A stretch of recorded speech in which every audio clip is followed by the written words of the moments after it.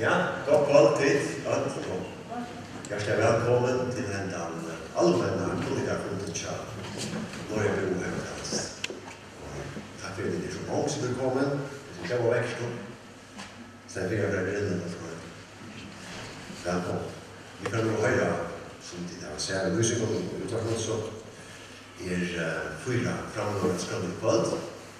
Och jag tror att tillgången har varit vi har och man tossar i alla marstar så vi inte käker. Det vill bara framgångar.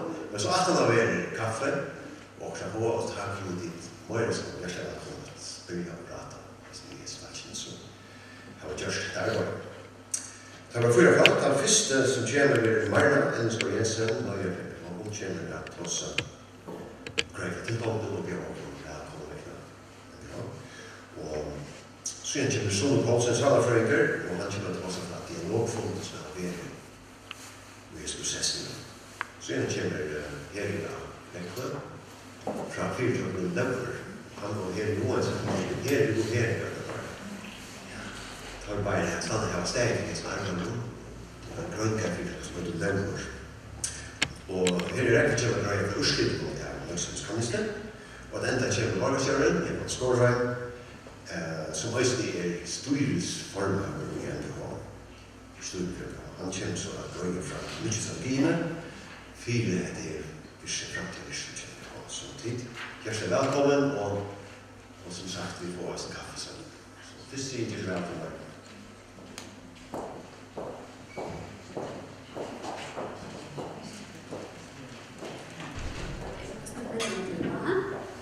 Takk for det. Och det är en stor glädje att kunna bjuda till att några hjärtliga välkomna till det tillfället. Det är nog något annars så gäller att några bo och hemmatamasta övertag äldrehöjt av Norrösson och i Norrösson. Och det är så att kommunen av Norrösson här var samt där om att det inte skulle göra det större bröjningar än på en av det. Så att det första året skulle det som brukas till att lära öka känna.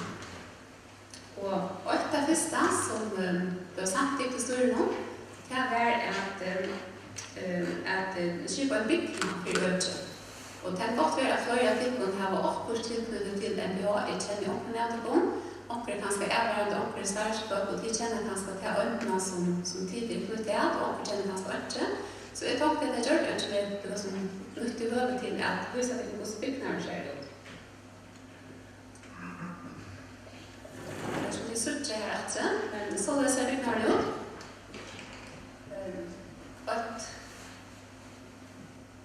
Att styra är det som åvasta varsla för NDH. Och det är mamma vi tar med 6 borgarstjärnor som är i Norrösson. Och så är det så att Klaxgar kommun är något som är större än hela kommuner. Så att på är att tjät för 40 000 utbyggare i Klaxgar kommunen. Och så statt hela styra ett river.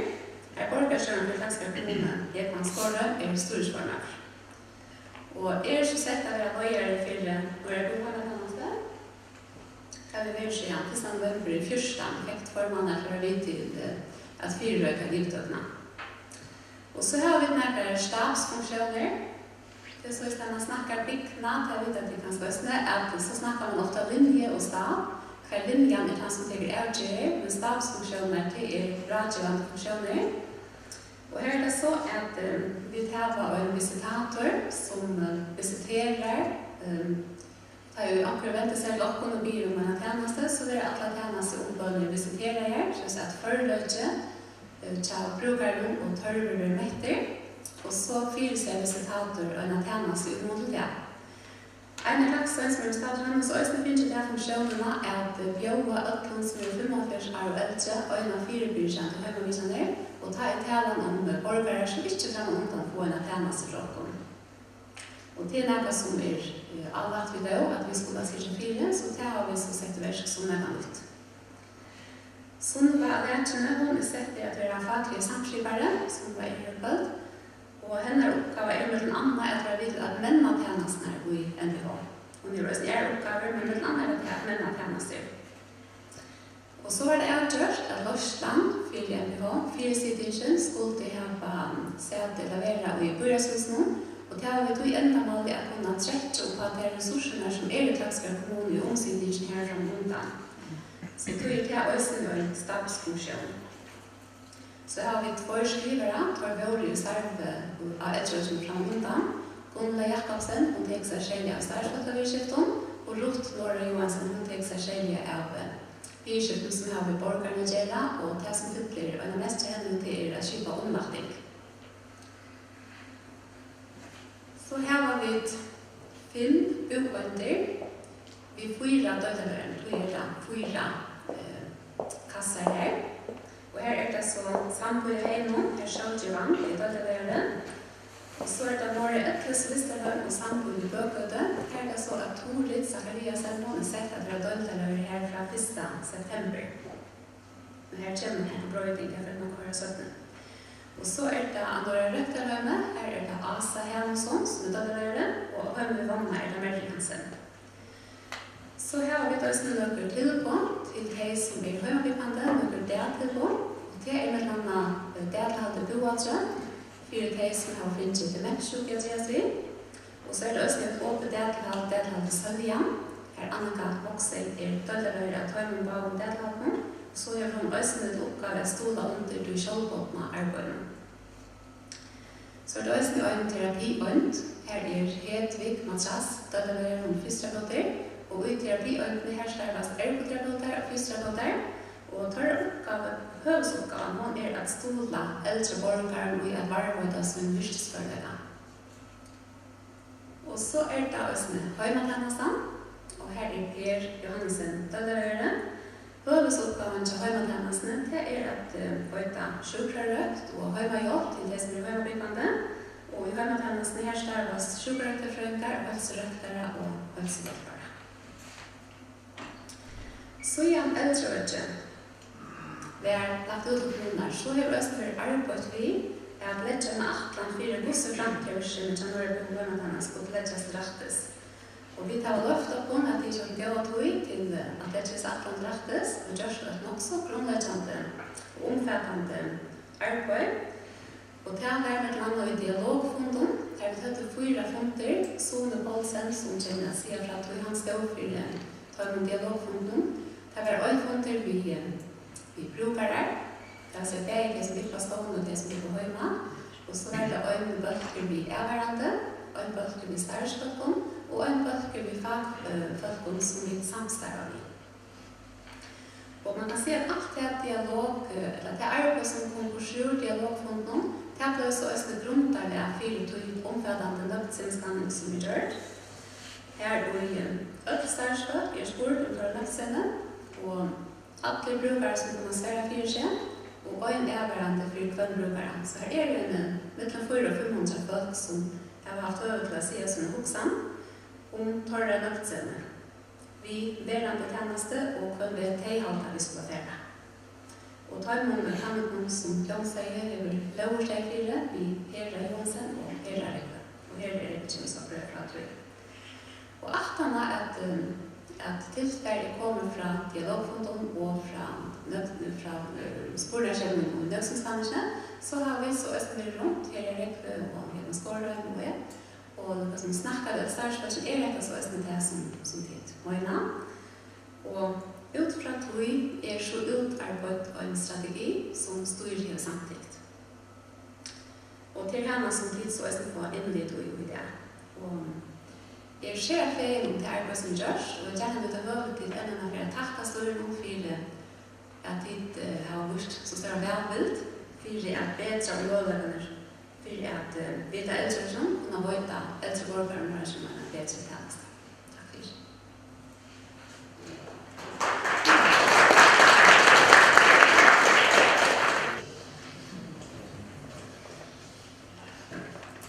I dag har faktiskt också väl att vara airport-tjänst. De ändliga spyr, hvis det är rätt rätt. Jag hade att det skregar en vid till att man gör tingsen så grundligt, så korrekt efter boken är att man ordentligt kannar och så stövar vi armar för gången vi att göra tilltag. Det är ofta mer omvänt at man blir at brøyde på tingene og en gjør noe bedringer for meg og kjørt, men vedleggene så setter man bare ting og gang ut i myrsken, og hva gjør det at det man gjør.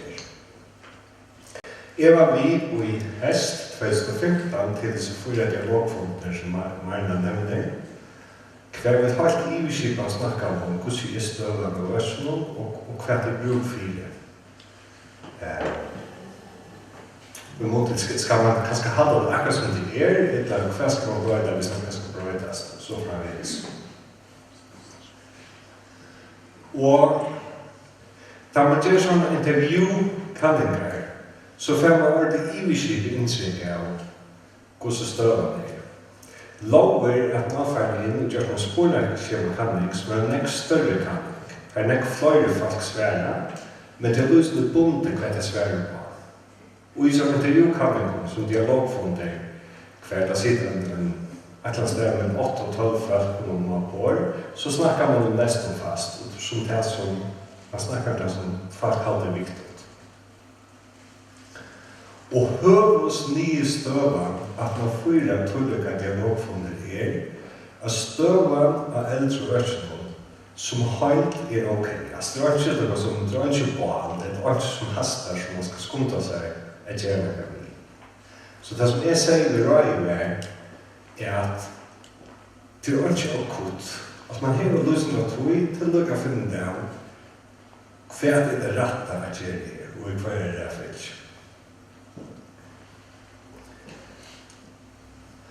Det er ikke løgnet, eldre i følgen, her er nekk ting man snakker om som øyne gjøres bedre, og som kunne gjøres bedre. Men relativt sett, så bender alt av fra dialogfunden og støven her og i Norrønsjon ok.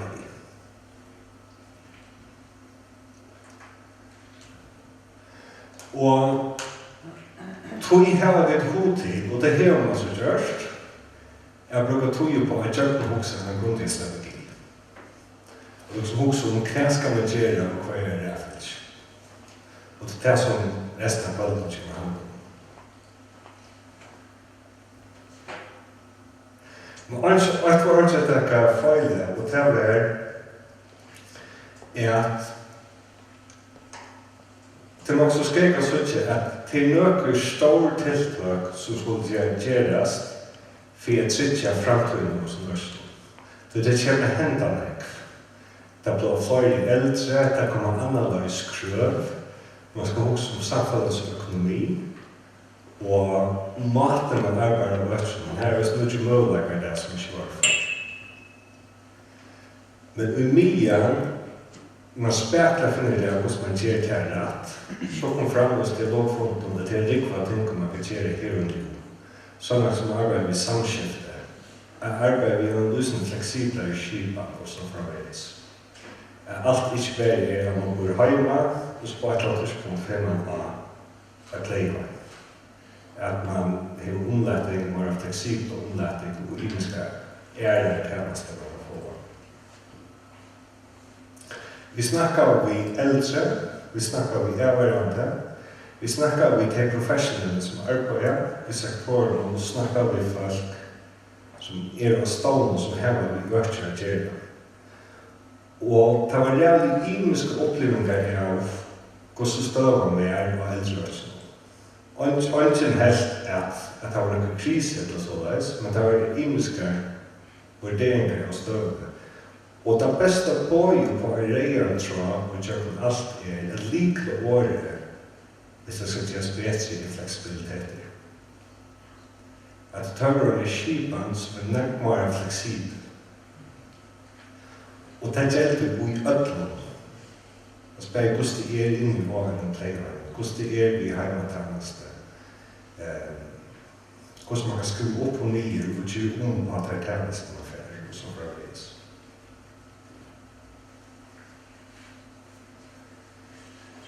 Jeg vet egentlig ikke jeg har hodet å si som jeg kommer mer, derfor så ivelapper løsning tror vi tar sporneskjemekanismer til for å høre på.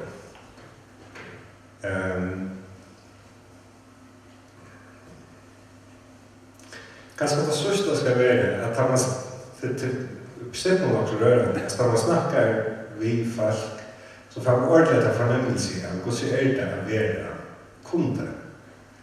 Köpa ohangtjänster. Och särskilt när man snackar om det äldre så det faktiskt överlagt och tacksamt för att få.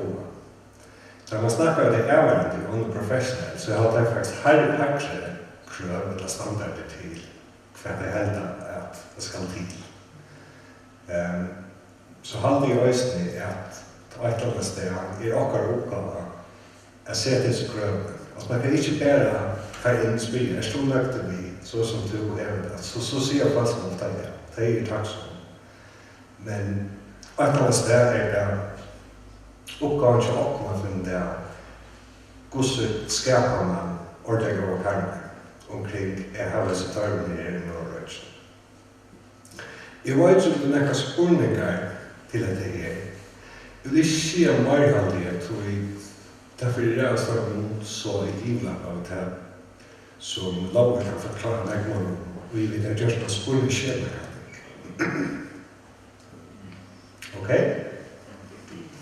Tack för det.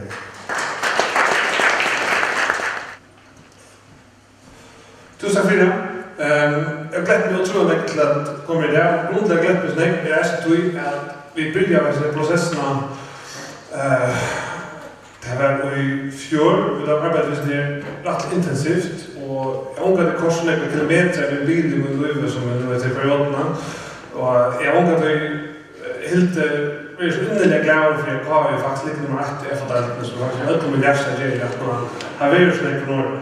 Det var en fantastisk process och det var otroligt strävande, det var harskt, det var rörande, det var lärorikt, det var otroligt mycket. Och där kom det sucha på öllest att tog en 100 graf och 100 ton och bara bombardera alla på onkator. Och vi också precis på allt vi att det tid som är ett la fyra eller bomb eller ett annat sort. Det skulle bara också det att är bara med och så när kommer jag vid boskap på något så. Att du har då och rätt med att se också eller och samt så får det sig äntligen. Det är mind use är det att man ska kunna checka sig så även och ha en mind utan också är sig sätta sig på push. Jag ser där så som är sutsta och tittar här då tycker jag att det är så väl på det så. Men jag tycker jag som halt att vi kan finna att det var ju det vill lärorikt så minst det brukt också att på för ut av bostaden och så vidare. För att också att det skulle färre det för vi ser inte allt för smart resurser som det effekt för fast men för nu blir det ett land närmast att dement och mindre någonstans med att ha fått som inte fick ta sig vi är så ganska men det är just en insikt bakom och till last och överlägg vi har last grundläggande så där lite skolan och har man äldre det som äldre byrå till när vi vet att också demografiskt att överlägg kommer eller för ung vad det hänger så samman och hur ska man så göra i framtiden och så vidare. Om man förresten att om det så blir det näkma saft och näkma spännande. Men så sagt, det kommer inte så att över klipp eller slär runt fit jour eller något sånt så det är att talver och grafar utan att se så sit back and enjoy. Det blir en häftig låt. För det här stort, det var jag hade ett 25 folk i allt bäst på andra måten. Och det var okej. Och här står skuffelse, ligger i nästa. Det är att det var förfärliga, att bruka inte säga så att det är skillet tog att lägga dem i typiskt förförsrätt. Det blev sålda från folk som var fackliga kompetenta till det sålda som för bullen för Sverige och inte bullen för Sverige. Det som skulle faktiskt inte var att hela överallt inte var större det sen. Vi fick det så utflutja en överallt per brukare. En bara en, så man vet att det är rättvist och inte rättvist. Det rättvist på handmadan är att allt få det samma och som vi har inte exakt som vi har samma näckfolk, som vi har samma vid farfolk, som vi har kanske samma ånkar och så vidare. Men det är så en laster som alla föreslås demokratiskt till mening och det skulle ju samma insikt. Men det överallt har mycket allvarligt tunga för sig. Det kan inte någon som faktiskt få svärprocent i hela tid. Det här omsätter vi sitter och är för processen och det som godtag med vene att det är väl lösen det vet du tar vi man skulle lägga äldre ut av kommunen så var det futchika rasen det är helt att han lyckas ordentligt så är och men andra är som hörde man kom över och det var meningen så tror jag för att det var närmare att få över så det var inte just för det kan vara att EU tog det där kanske var det är rätt spot on så Starfars var så månader raska att svära Starfars går inte just en kurs där och tog det alltså begränsat tog och alltså tog Starfars hade skulle inte Starfars skulle vara med Starfars till arbetsplats till något som man hanterar internt arbetsplats mot det things vi är det är inte att ordna skilja vi ska inte arbeta bestämt något sitter på skilja så att kan man se det vi hade att Sonny hade inlett det där att alltså speciellt Tutchefall och vi där sportbanan och 5 år sedan var här ta kapacitet vi har en fotboll detta mäktar jag en Tutchefall och ta en man mot en för att ställa det tar fram den där det heter och ta och det är lösa fler vill säga ta sån där annat som med ta skapa debatten ska stå till månader hackre än stå arbete innan för äldre och det kanske inte så där det kanske inte är att man är till helt annat att jag får sig på att andra får oss vi folk som för flesta för kanske dotcha och ju och så vidare men som halt så följer starfat innanför öken det följer det hash det följer att det är pressar fysiskt och psykiskt klaras det är hash och tar vi var runt det var och ja, jag vet inte vad man det är så tack för det och det tre mest brukta fondmarknader från det här då vi var så runt och så fick vi alla perlerätt alltså vi kom här och det är så gott det där att pröva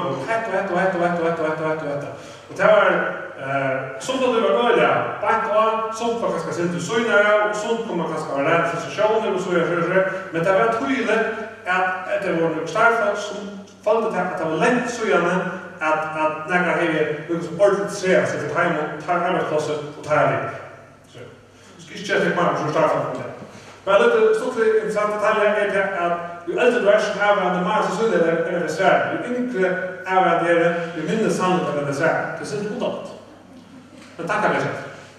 Vi lärde eller gott om man har urslut bara låta hänga. Du ska se att det är marknad. Det så tackar vi urslut och då känner jag inte lösen kött men inte handlar inte om att det är utan med och vi kom ut vi allt vi hade fått det fest och så hade vi kommit ut allmänt vid stöd och har stått att då så är och att han har svär att sporten är något. Det som kommer resten till det att brukar är blågrön och även är grön. Och det är intressant det är att även brukar halta typiskt förskjut. Att det är så för folk som bygger av stånd och som man låter sig hemma till. Det som kommer att är att det är överallt och för är det än mer kritiskt än självbrukare. Med landet sporten som är det helt stort hemma med det vi brukar det hade den starkt som här slår på tydelse. Här hade det avgörande att ända det lösande fria men som tycker urslut ner. Urslut ner från skala från 0 till 100 och här ser man att brukar säga att det är tåligt men det avgörande säger att det är förfärligt. Och det är just det starkaste klarar akkurat ganska veta det att salen rökna och så vidare men det klarar slett inte att färra dumt här så. Och så tror det är ju ändå så där stor osäkerhet. Grundläggande så halta brukarna av stånd till att ta få en förnuftig tjänste och då snurrar om boklosse så det hade en starkfast i öle gå ut det men det hade inte starkfast i hans eller gå ut. Och då det ser att kan man nog så vi. Så när man vill ta tøy autonom rätta det så tøy till att göra annat tøy till att göra aktiviteter och så vidare. Och det har så att tøy som det följer sig att som hon ägnar touching det följer sig sen så avskärmar från omvärlden. Det är så det följer sig ganska ett annat mer negativt ordvill innestånd, ett annat mer akademiskt ordvill sagt att det följer sig inte så inkluderade i omvärlden. Det är så tydligt att när vi är ute att det är gånger att man följer till att kan man säga verkligen kommer kanske synd för den åter. Och det är till att tog starkt att detta och till han möjliga för att göra aktiviteter och det är möjliga för annars nottag i samfund så är som det efterlösa åter. Det kanske inte är röstigt som är fine väldigt så för det nästa år kan man säga. Men det är ett röstigt som är otroligt välkommet och otroligt intressant. Kunde vi finna en lös slita på data vid så har vi gjort så redan mycket mer än man gör så för det är jag hade det utan processen här i väldigt att vi gjorde och jag såg bara bukten och rätta från det. Man är med allt det till ordentligt. Vi har arbetat för att sätt brukt en assig och typ av det. Men absolut att vi har det så på intelligent. Som helt är det som sagt det är om hölsvidskifter tar det att gå alene. Men alltså det varierar urskyldigt på stånd så är det hade vi rätt en lite chefsfäng. Och så är det att fällagsaktiviteter, alltså aktiviteter som passar till att anstäcka bofatchen eller att anstäcka det är eller stor kritik av tog att man följer att det är nog aktiviteter och aktiviteter som är passar till det faktiskt som är. Det är lika som omkring citater brött orange och lucent som inte ska känna sig totalt men som det säger det är som en brukare i Sverige som du såg på läsa så ser det samma så ser att de huxar väl upp på hur man köper täck och så förvägs. Inte det samma stöd som är här här kanske kommer samma nöd som jag tar sig. Det är också innestånd för nämligen att det är inte samma sätt det är 200 000 av Sverige det är samma sätt i en. Att det är inte följt att man kan binda mottagare och sånt. Ett annat är att man inte följt att det är under som är samma stöd. Det är också att det visar sig intryck bakom. Och det är det som man kan säga för brofallet är det helt avgörande. Och det är ganska sinnemässigt besvärligt ganska för bolagspolitiker som ofta skulle förhandla sig till att bygga byggningar och förhandla sig till kvadratmeterpriser och så vidare. Så är det en örstig. Det är som en avgörande och det är samma alltså det är inte till startförsäljning men inrikt att det har man tydligt att göra annan rökt vid bofall. Till att det är just det som kommer att ut av flesta vimmerser. Så det lyssnar variation från stånd till stånd eller från städ till städ om specifikt ting och allt det hos ända i formen. Men det här är liksom alla människor. Så jag tycker att heimathansen är fyllt av ögonek på alla matar och här skjuter vi en också klassiskt döme på att folk förstår inte ordentliga eller har inte som färderna att hansen innebär de som fåarna och de som vajtarna har inte alltid som färder.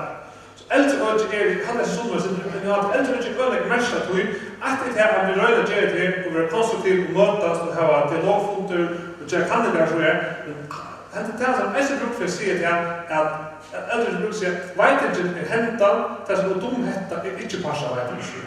Allt här universum är otroligt avgörande för att ska vara förståelse för det. Det är frestande och det är så oändliga känslor så kan jag göra som katt och hund sätta upp på tandmaten men då kommer till det samlade analyser och sälja heimatjänsten så ser man att folk som får en Sverige est folk som tänker på största synder på rören har en fattande det fantastiskt och en fattande att det är förfärligt.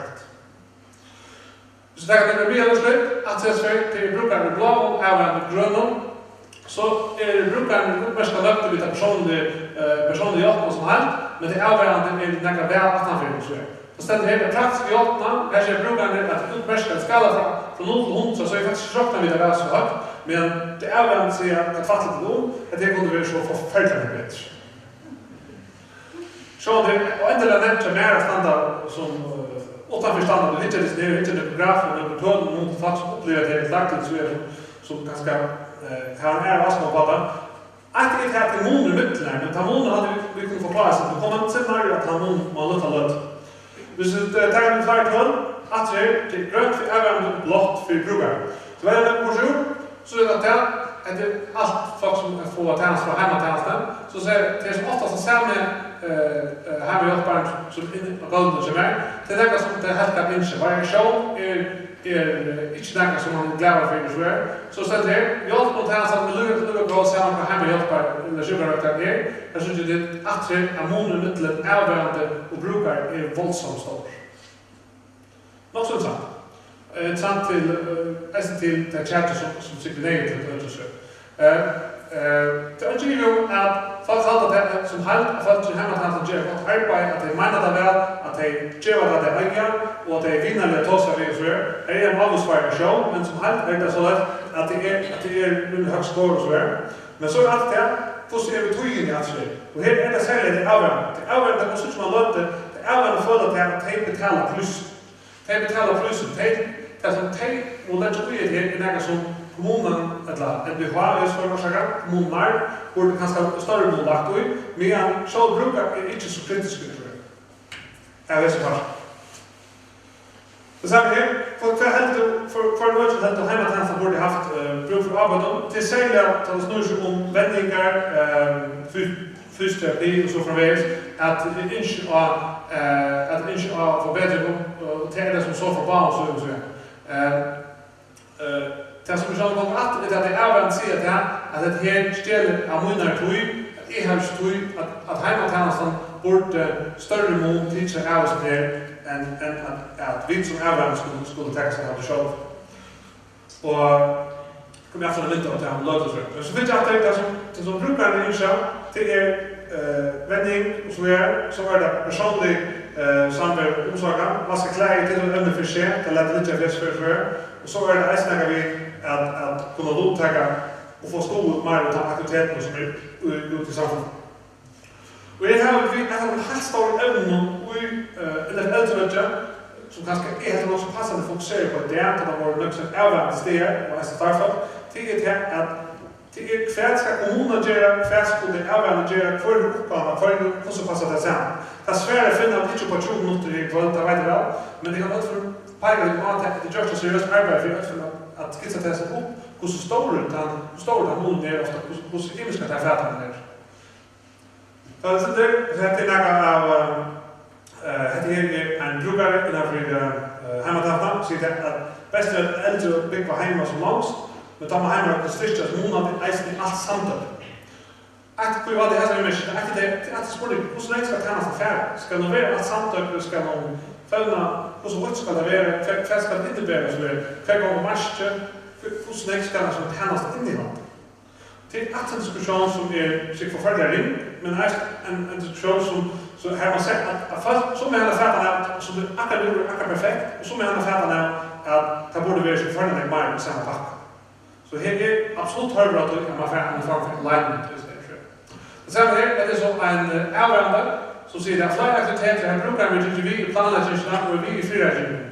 Så det är att ägarskap och en arbetsplats på själv. Alltså det är att se att sammanspela mittlet i avvärmande och det som för hemmatjänsten och själva brukaren. Så är det att livet är uppluckande som gäng upp i den här grejen.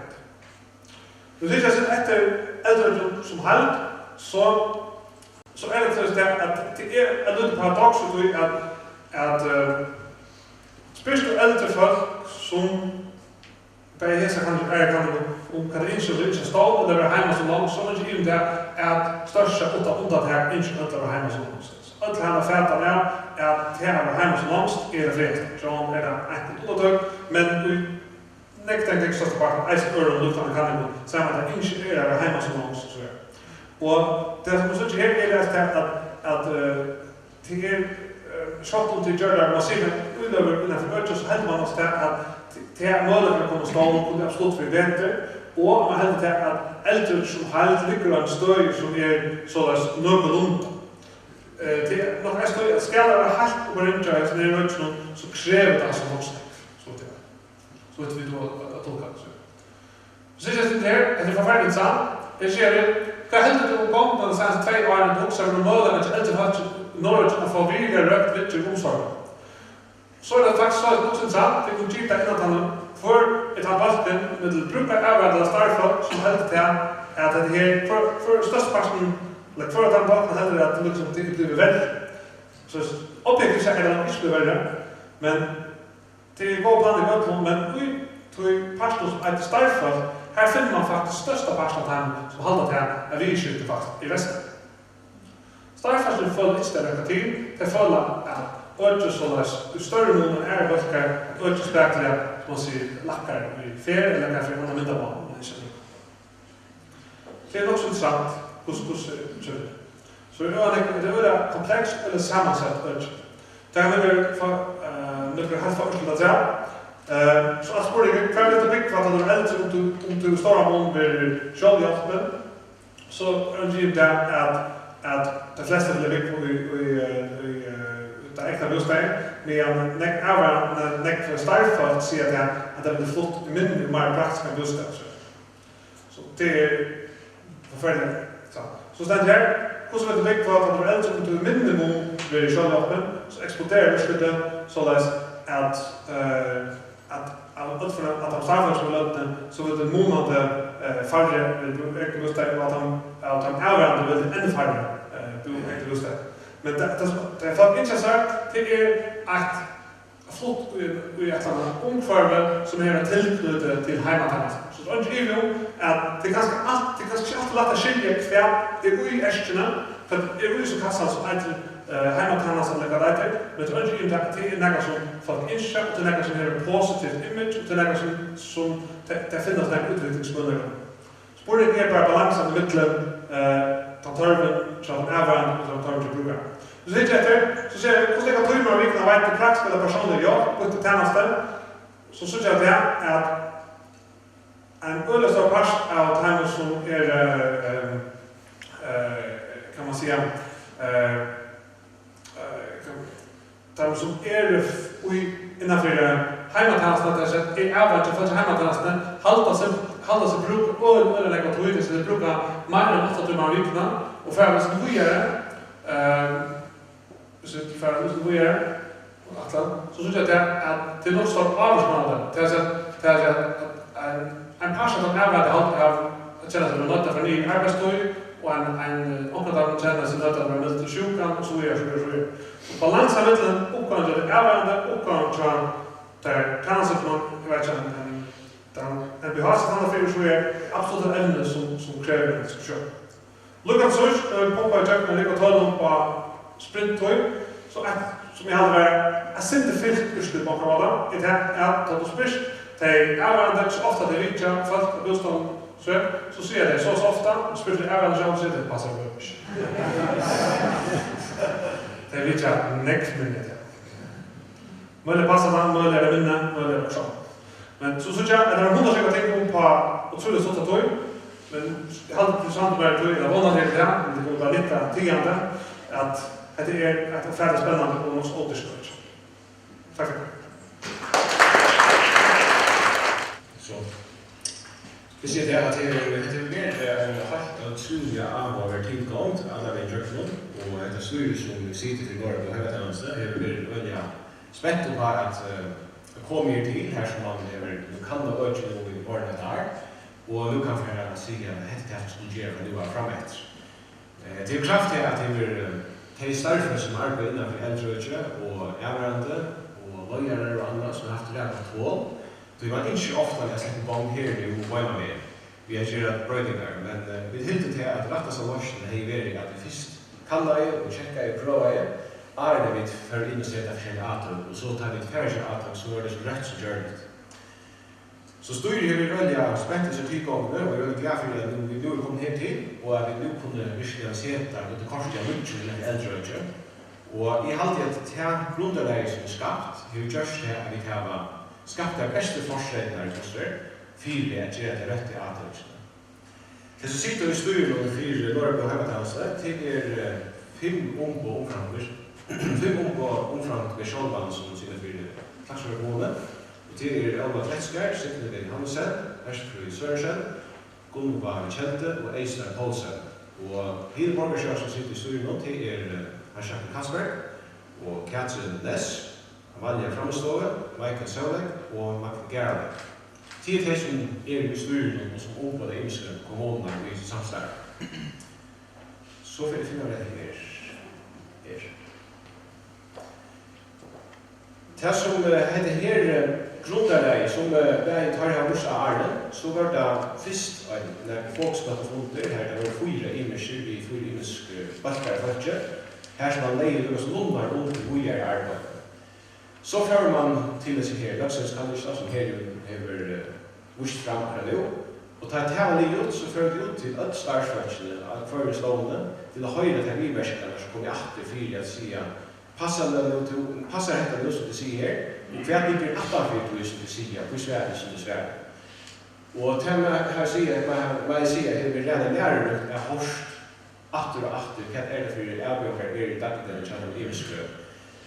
Budstaden och östern för hemmatjänsten och östern för ekofysiologi. Det som vi till att mäta till utifrån öppning så kan det gå och utifrån öppning tar ting som är sagt i köpt allt det här. Det att det är tre ting som är hört åter och åter och åter. Och det är året närvara, året flexibiliteter och allt helter än etterlikt. Närvara kan vara ett år som, det kan vara så lägg, det kan vara närvara vid som avgörande, det kan vara närvara vid startfölk, det kan vara närvara vid startfölk och lojare, eller det kan vara närvara mitteln till maskiner som vi som styr i täka och i mån till brukarna som är i största livet kan man säga, eller mot åkken som lösner och så lösner ute på en stånd. Det är också flexibiliteter. Men också ett år som är nämnt efter, och ett verk här var att vi kunde inte göra tingene och behända maten av hese stålen. Ta vi halta hektar rätt vad att göra på. Hur skulle vi göra akkurat lyckas att hinna stålen ta vi följa det här att hvis vi gör akkurat maten så kunde vi göra det bättre tjänste till de brukare som är i äldrevården. Tandflexibiliteten var efterlyst i nästan öppnen för att det heter var Jinji Jökko. Och så gör man aldrig hälsan eftervitt. Och hade varit lösningar som ville nämnt till åkken som lösner, som frisyrer, till att ta vitt döjla uppgavar ut, att sätta löjare att ymse stående, att det så ösne få höjmel till att täka till ärgärna som skulle täka dagligen, så det inte har bruk för att komma åter till åkken och spyrja, hur det tänkte, hur det hattar, hur det brukar pengar och annat. Men att det få att det är aldrig som en löjare ska ha, 4 kunder köper för att det är lösner som blir rätta för hans stående som det viskar i eller det viskar i. Kanske tror jag tingene var det som gick efter oftast. Och tog hatt där grundlägg för tog visionsordning som man brukt för några på hemmetast. Och jag vet att en visionsordning till är sånt år som man fär nästan lite hött i äventyrs. Jag blev så iverskipa och man hade det för lite kan man säga lite visst men till att gå mat till att höjd som skulle lägga gärna till och som styr och till varme som lägger för att lösa och för att som lägger på stålen att här är iverskipa i sättningar att gänga ut från att man heter efter maskiner som skulle där införas. Då är man valt att sagt trycka sättningar och dessa sättningar skulle brukas till arbeten som är från nu och fram efter emot till maskiner som skulle finnas. Den första sättningen säger att några god hemmatjänster strävar efter att skapa fjälltottare möjligheter för närvaro, äldre borgare, även och starföljande gatan. Det vill säga att, och ända för närvaro här på är att rättighet att skapa möjligheter för att göra närvaro till maskiner. Maskiner som kunde vara rättare för det tänkte vi att döma. Det kan vara också maskiner för exempel i hejmen är rättare för testare än ganska vissa höjder som ska döma. Det kunde vara att det ska vara differentierade mannagånger för det ymse stående och differentierade avtryck och ska göra för att noa tog att borgare som kommer in, eller brukare, kan få så gott omfört görligt. Ta närvaro som sagt kan vara med i vägmiddelen brukare och startfölk, men nu kan så lycka det att skapa plats för den närvaro som brukare kan ha och som närvaro blir som är överallt. Och hvis vi husker heimatjänsten, så är det kanske större partial till att brukare som sitter hemma i hus kan vara visken och välfyrde sådana att vi kommer att kan vara så större partial av lögningssätten i överallt och inte där är ävengt av det som startförst ger till lögn och period. Så det ska helst vara sådana att tar vars när man finner Øysen i framtiden, man løter så før at man forteller at det er aldri slik at man setter det færste verset nå. Men Øysen i framtiden tar man sett mye alltid vers enn man helt har mett. Næste setningen er Norrebo og hemmetjenester ved rævfestet fleksibilitet og samskapende til løsning vi fremover skulle finnes eldreøysen. Og at se fleksibilitet som nevnt i andre, så er samskapende til året Øysen nevnt, og til Øysen ut fra 2 hoksjøen at at skal man finna løsner, så det ikke alltid sentralt eller for åkken at løsner skulle komme, men at løsner kunne også komme fra særfolken, som vi sin dialog vi løyere, eller fra brukere vi dialog vi løyere til særfolk, kunne finne løsner av så vi gjør den iriske stålen eller i høyre til å lære sammen.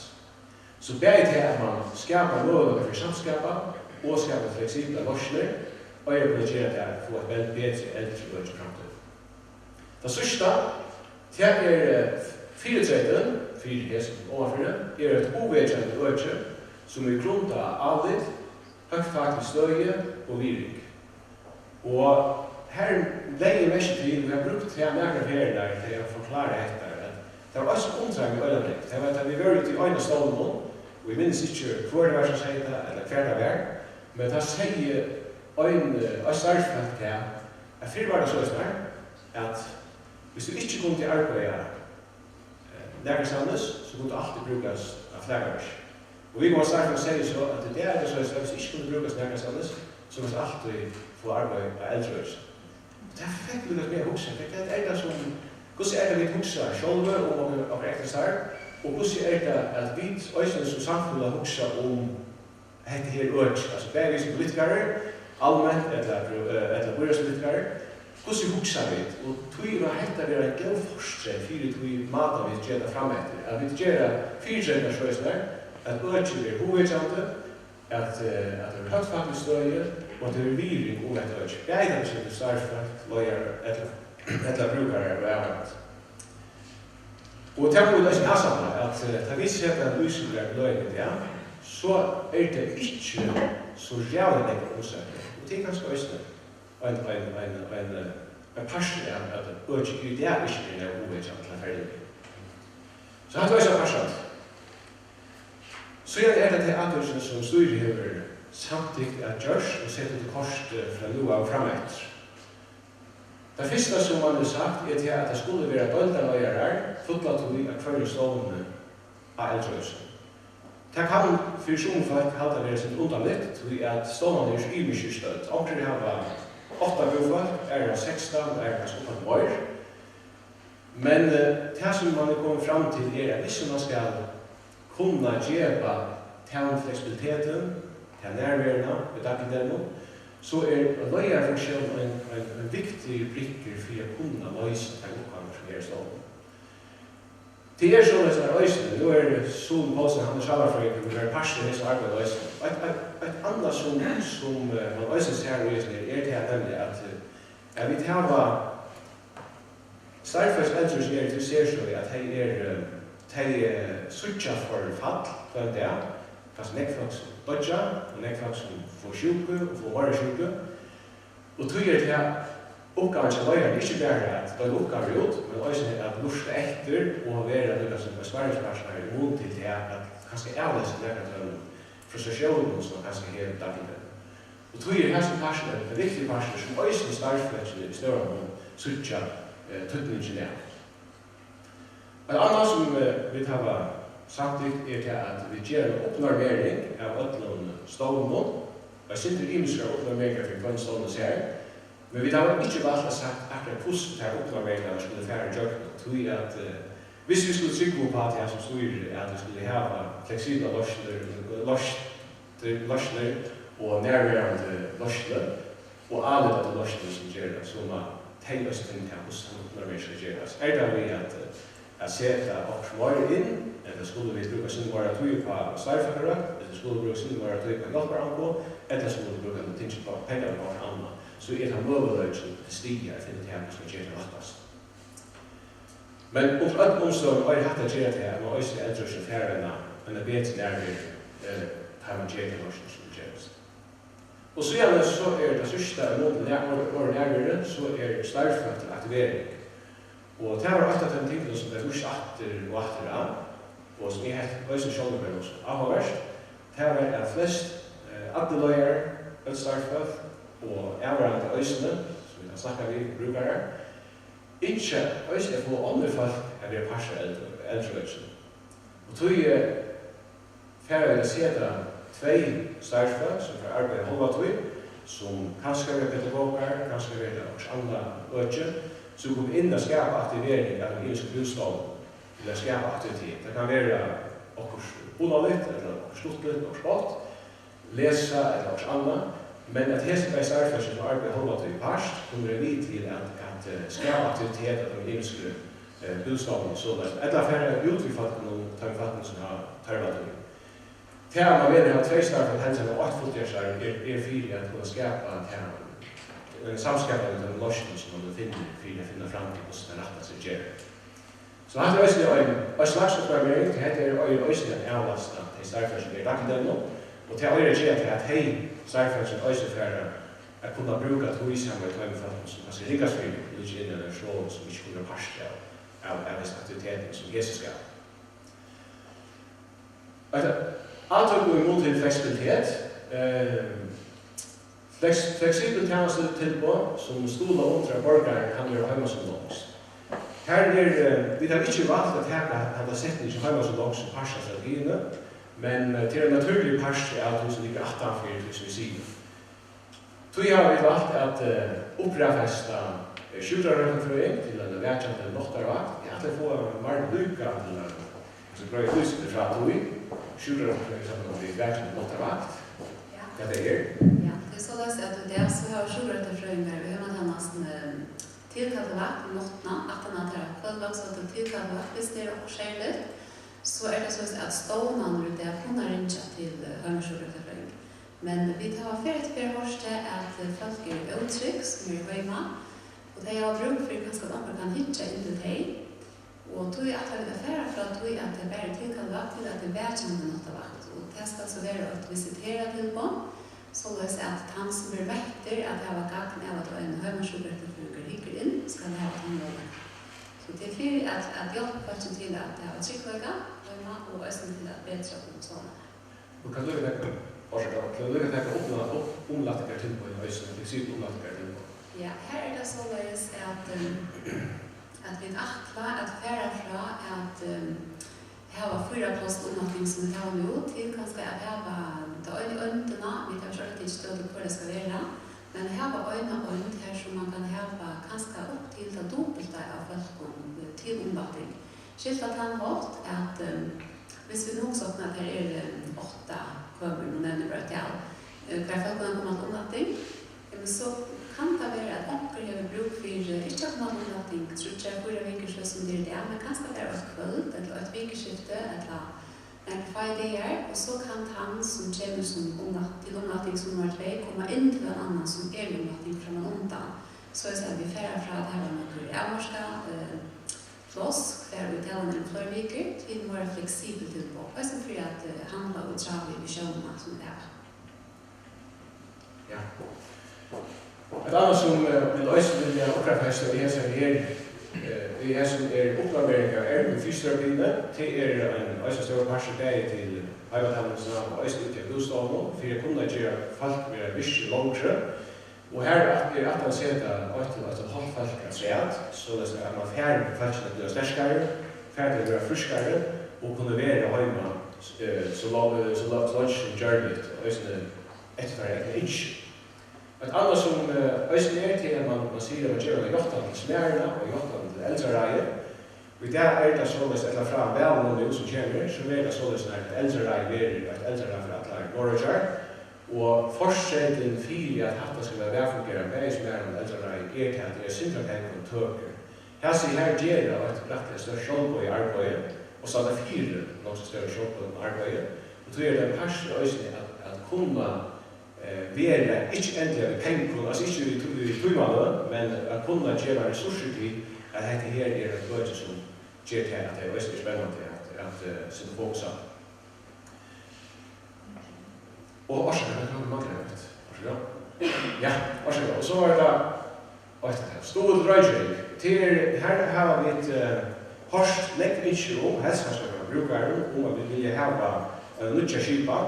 Här som man ska kunna vojta röjtjör efter hemma. Och vi här så förrän har vi valt här att vi börjar med en avgränsad vångt. Vi ser till falkon som vi visiterar till. Och här ska man röjda finna en skipa för hur man stolar röjtjörna och om hette med varsin man ska föra ut framåt. Her så var så det en måltid för förlökar brukar hever och annars så är det ösen så är det att månaden det här en pars var det har det en pars och brukar själva det har en pars att vi till ranching som är inför. Det är så under hemmatansen att här är också. Och sen är det att det är allt helt efterligt och det är att här som det lutjar med lösningsstöd här då där får fotla fortsätta arbete och heimen til at hekka stjærkunder avgjør kunne imskar fra endløyt. Det hele vært praksis i nekvar innenfor eldrøyja. Hvis jeg leier bruker mer enn et avvist tal og pengekom til et bestemt, så skal man like måtte spyrja leier om man fyrir seg om løyve til å kunne bruke det pengene. Det vil si at alt fortsatt arbeid er ikke der lige til leier nå, men det er også lige til åkken som styrer eller til margen som leier alt eldrøyja. Det vil man sette avvis, så er det alltså här vill man att termoscherna skulle finnas ut i stålen och att öjaren kan själv disponera så att han täcker det rätt agenda. Så man tror ju på att här termoscherna som finner det här stålen är gängvar och det rätt vid den öjaren starkare som är det här.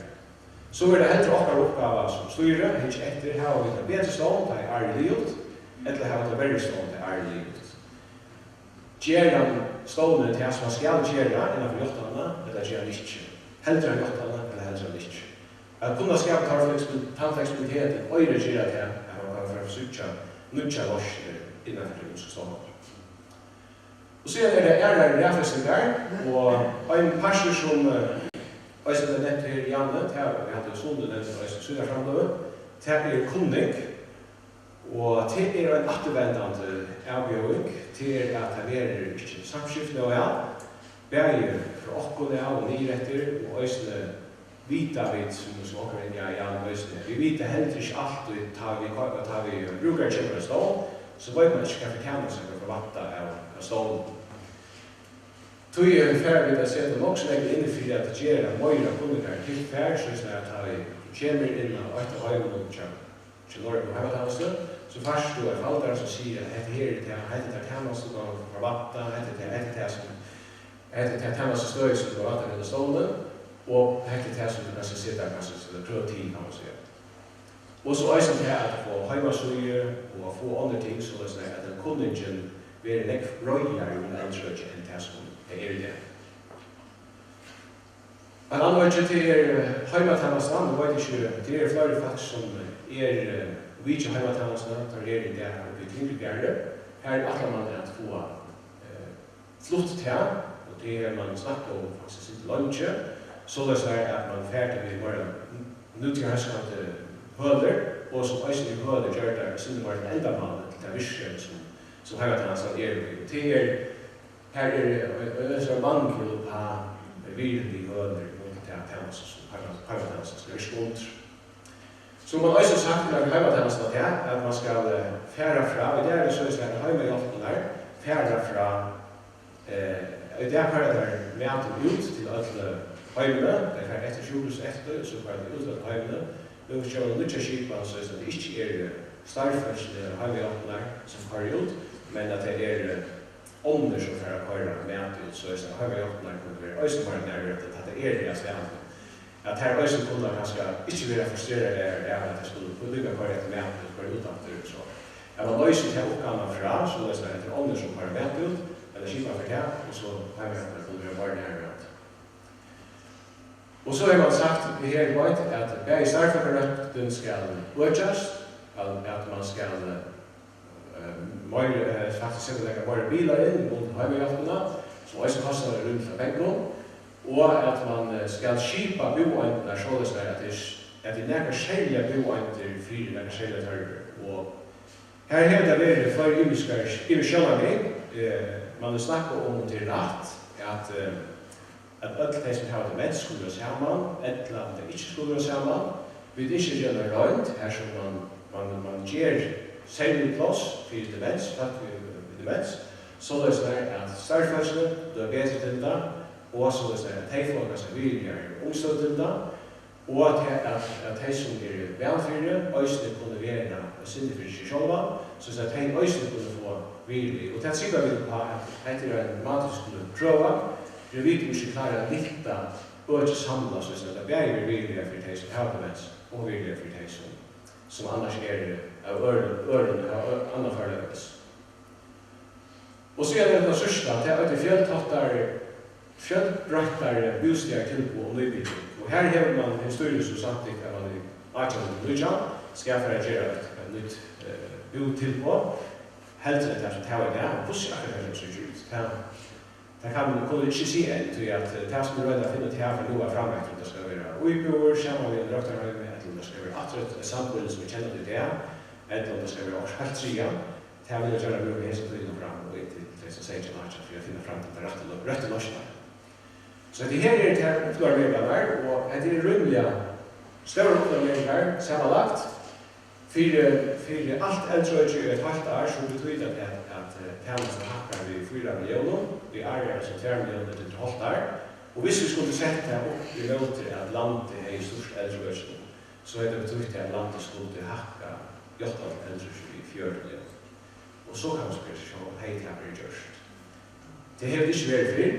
Jeg er sikker på at styrlige tidser etter rødt i avgjørende, utifra den forskjell som vi kjenner, og okkar av oss som styrlige er til at dette her skal gjøre til at vi får en stabilitet eldrøyde nå, og vi lytter eldrøyde, så vi skal få et bedre eldrøyde fra nå og fremover. Så vi er spent på at dette her skjer noe som omgått.